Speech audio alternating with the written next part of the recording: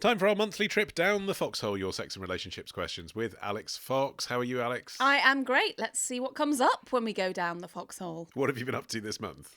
I've joined a new hairdresser because I moved house a little while ago. Right. They are called Harness and Mane, and they specialise in bright follicles and S&M.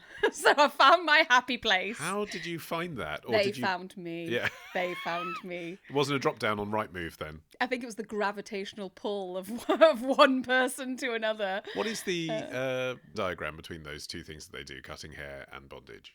The correlation is not direct, obviously, but they run lessons in the evenings. It's actually a really clever way of using a space that is only usually in business during the day to do something else. You could put a bondage club anywhere, though. Well, also, conveniently, you can wash yourself up very, very effectively afterwards. Yes, groin level sinks. Yeah. What I've always wanted. Remind me to put those in the renovation of my own gaff. So I went along to a workshop led by one of the staff members there, Lois, all about self-tie bondage. So rather than getting somebody else to put you in shibari ropes, doing it yourself. This is a great thing if you don't have a partner to practice with, or maybe you want to explore in private before you engage in that with another person. If you have a dominant side and a submissive side, if you're kind of switchy, then tying yourself up allows you to indulge both of those parts of your character. I imagine for most people that enjoy that kind of thing, though, the thrill is that someone else is restricting them. It's quite difficult to imagine that yourself, isn't it? I thought so, but actually I do think it has a beauty and an appeal of its own. Another aspect of self-tie bondage is that it can be really good for bodily acceptance. There's a fashion designer at the moment called Michaela Stark who's receiving a lot of attention for corsetry and tight belting and deliberately restricting the body in ways that make breasts and folds of flesh bulge out in ways that might have been traditionally considered unflattering. And instead she's embracing that, and it's sort of the voluptuousness and the fleshiness of it. I'd be really surprised if she wasn't influenced by bondage and maybe self-tying. I found practicing it gave me a sense of comfort that I might not feel if I was with someone else. There's something kind of, it was like receiving a hug without having to have another person present. And get a blow dry at the same time. I mean, it's everything. Yeah. Let's take your questions of sex then. This one comes from Manfan Haley, who says, Alex, I was just looking for some advice on HIV and if there's any chance that the tests wouldn't pick it up at all. It all started in 2010, she says. I was grabbed when I went outside, drunk. There was no sexual contact, just a kiss. Afterwards, I started with a really dry mouth, headache, bad throat. My doctor diagnosed oral thrush. However, I Googled symptoms and HIV came up, so I got tested. The test was negative, but I was suspicious. I went again to get an HIV test in April 2011. They refused to do it, but agreed in June. And then in August, I went to an infectious disease specialist. That was negative again. I've done a few SH24 tests since. SH24 is a sexual health clinic that offers a lot of at-home testing. All negative, she says. Mm-hmm. And a finger prick one that was negative. Another in 2019 that was negative. But now all the same symptoms are back. So I did the SH24 2 weeks ago. That read negative, but I'm not sure if I did that one right or not. Altogether, I've done 25 HIV tests over 15 years. I tell myself there's no way the tests wouldn't pick it up at this stage, but then I wonder, could I be the unlucky exception? If I had infected my family, that would break me into pieces. I would never want to put any of my loved ones at any risk. My neutrophils are high, my calcium is high. I have no energy, my mouth's all coated still.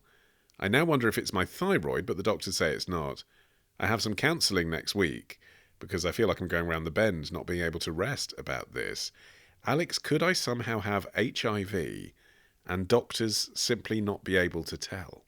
That's a heck of an email, isn't it? Yeah, I mean, 2010 to 2025. 15 years later, still having the same symptoms does seem like a flag, but a bigger flag feels like someone who's done 25 HIV tests and won't take negative for an answer.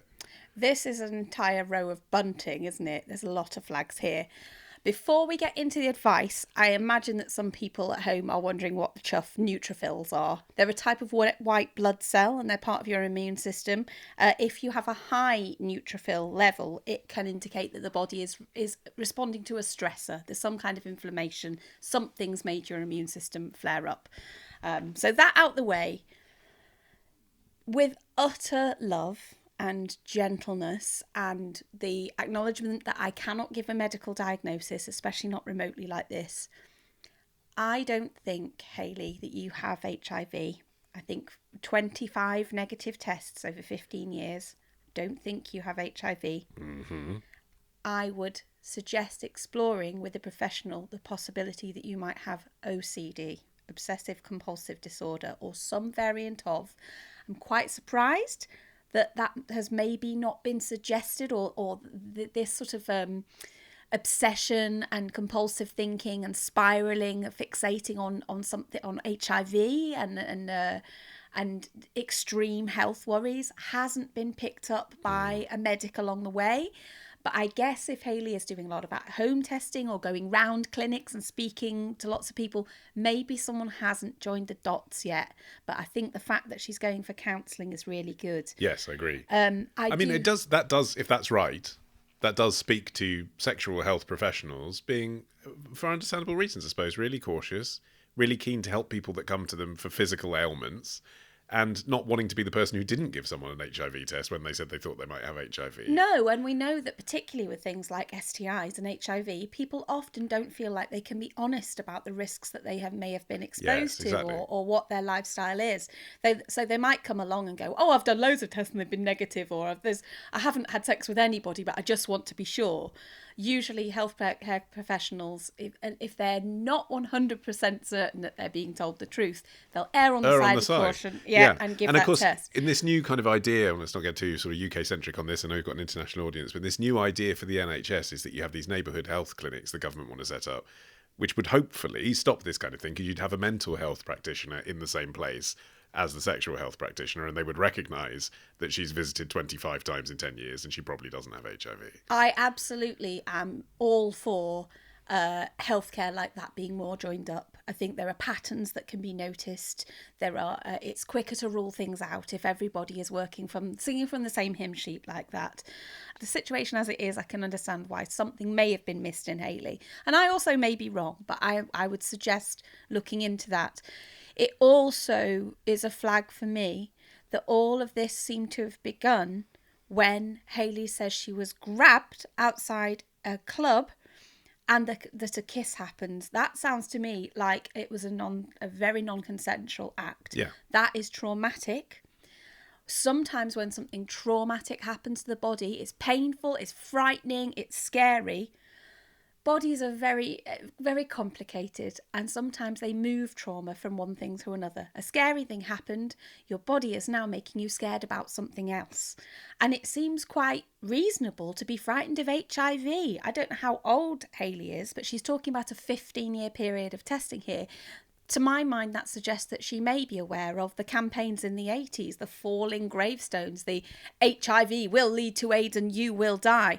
That is not the case anymore, but I can understand if you are in a frame of mind where you are already primed to be fearful, why your brain may spring to HIV being what seems to her like a reasonable fear to have. Also, I mean, as you suggested, you had to define what neutrophils were. Most people don't take their calcium, you know? So the sense of my calcium's high, my neutrophils are high. Yeah. We don't know what they were like 15 years ago. They might have always been high.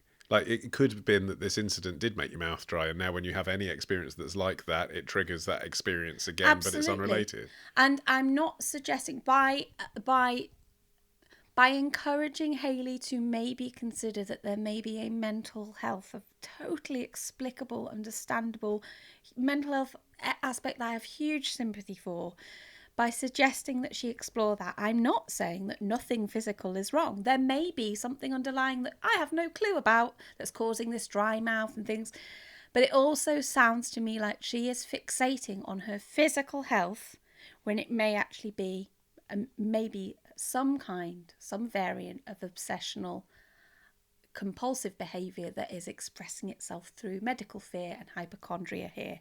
Also, are there many people that have HIV that is undetected by tests? The tests must be pretty good these days. The tests are extremely scrupulous. So maybe let's start with, how can you actually get HIV? Because I think people still misunderstand that. Hayley is suggesting that she could possibly have contracted it from a kiss. You cannot get HIV from kissing. I checked all my facts here with the National AIDS Trust. They say HIV can be passed on through semen, vaginal fluids, rectal secretions, so for example during anal sex, blood or breast milk, only if a person is HIV positive and not on effective medication. HIV can also be passed on through pregnancy and birth, but again, if someone's positive and on the medication, there's only a 0.1% chance of a baby getting that. So, nonetheless, though, I mean, the kissing thing, yes, you can't get it through kissing, but if it is transmitted through blood, then there is, I mean, it's very minimal, isn't it? But if someone has a cut on their lip and they've got untreated HIV, it would be possible to pass it on that way. I asked National AIDS Trust about this. The chances of that are so utterly microscopic. You would have to have considerable open wounds or sores in your mouth as the person being kissed, and the other person who you're wondering whether or not they're HIV positive, they would also have to have unmanaged HIV and massive cuts or sores in their mouth. This is a thing that I think people were worried about as a potential form of transmission a good few years back, when we didn't really know as much as we do now about the HIV virus. It really is almost impossible. Reports of transmission via things like kissing after extreme dental work, so if you've had multiple wisdom teeth taken out, or through oral sex where there's a cut in the mouth, are really, it's very hard to ascertain whether that's ever actually happened. Okay, so even because oral sex I thought was a different degree of thing because it involves the genitals, but if the other person's mouth is there, it's still less likely to get transmitted, is it? You can't transmit HIV via oral sex unless there is an entry point into the mucous membranes via a wound. It would have to be semen into blood that way. Just swallowing semen wouldn't infect you, or swallowing vaginal secretions wouldn't infect you with HIV. I didn't know that. I assumed that would be a pretty safe way to get HIV. Okay. The acidity of saliva means that the virus it's very inhospitable towards the virus. That's one of the roles that saliva plays in your mouth. It protects you against bacteria and viruses coming in. So no, it's actually almost impossible, very, very unlikely to catch HIV orally. There are other things you can catch, but not HIV. Stuff like used needles or biting, things like that. Nope, really, really difficult. HIV doesn't survive long outside of the body. But I think there's still a lot of people who think that they could get it from a mosquito bite or from feces or urine. No, you can't. Go and check out the latest information somewhere reliable like the National AIDS Trust. So harder to catch than you might think. Definitely pretty much impossible to catch from kissing. Hayley's next worry seems to be, I've done all these tests. Could they be wrong? There's a load of different HIV tests these days, Ollie. You can go into a clinic and have blood drawn from your arm, like the most traditional way, if you will. You can do a thumb or a finger prick test. Total disclosure, I hate those damn things. There's something about the little staple gun going into your finger that really squicks me out. I don't mind them, but I don't like administering it myself. I don't like holding my finger and dripping it into a test tube. Me neither. I really struggle with that. I regularly give blood and I find they have to test your iron levels before you donate. I find the process of the finger prick test much, much more horrifying than the actual taking of pints of blood from my vein. No problem. So for people like me and you who really hate that, you can also test through saliva. You might be wondering, hold on, if you can't transmit HIV via saliva, how can you tell whether you've got it from saliva? Some of them look for antibodies. So if you've been infected with something like HIV, your immune system will produce antibodies to try and fight the virus. Some of them also detect antigens, foreign substances that cause your immune system to activate in the first place. And then the third type are called nucleic acid tests or NAT tests. They actually look for the presence of the HIV virus itself, and they can tell how much of it is there, what your quote-unquote viral load is, which can indicate how long you've had the virus as well. Okay, so that's how they all work. How reliable are they? They're pretty shit hot, to be honest. If you do a test at home or a finger prick test and it comes up positive, the advice is always, and if you're with a clinician, they will arrange this for you straight away, to have a vein test, to actually give a substantial amount of blood, so that can be sent off to a lab and tested officially by people. Right, so that's belt and braces to the factor of 2, not 25. Precisely. Yeah. It's all belt and braces. Tests can occasionally give incorrect results. One of the main reasons is you have to do them a certain time after you believe you have been exposed to the virus, because your body doesn't immediately start making antibodies the second that HIV enters it. There is a window of around a month for laboratory tests to be able to pick up on evidence of HIV, and around 3 months for at-home tests. Certainly, if Hayley has been testing over a 15-year period and has consistently been showing up as negative, it's virtually impossible for her to have HIV. But testing too soon can give a negative result. Using a home testing kit that isn't CE quality assurance marked. If you've got a dodgy test kit, you might get a dodgy result. Loads of people just read it wrong. They do it wrong or they read it wrong because they're shit scared. So occasionally people panic, or this isn't what they do. This isn't their specialism, so they misread the test. And with saliva tests, even though they're really painless and convenient, they do have a slightly higher risk rate of going wrong, because if you're only supposed to swab your gums once. If you swish the little swabber thing round your mouth too much, you can collect too much saliva. It dilutes the sample, and that can affect the read. Saliva tests, really lovely and convenient. You have to be a little bit more careful about how you do them. And then finally, if you are taking PrEP, or if you have participated in a vaccine clinical trial, that will affect your test. So I'd like to reassure Hayley, I absolutely believe, I pledge right now, I would bet all my worldly possessions, you do not have HIV. There are other things that we should worry about when it comes to HIV though, right? There were 107,949 people receiving HIV care in the UK a couple of years ago. That was the highest ever number. It was a 27% increase over the last 10 years. So I can understand how that might be stoking fear, that kind of statistic. That's also in a way good though, because it means more people are getting diagnosed and treated. And the treatments, as we've discussed before, are much better now than they were before. Yeah, absolutely. Once you're on effective medication, it lowers the amount of virus in your bloodstream to a level known as undetectable. It means you cannot pass it on. It means that you will live a very normal, healthy, long life. So even if you did have HIV, it is not the scary thing it used to be. It's not life-threatening anymore, provided you have access to treatment. All right. If you've got a question of sex for the next edition of the Foxhole, what should you do with it? Wearing protection, of course. Yes. Wrap it up, lube it up, write it up at modernman.co.uk by filling in the feedback form.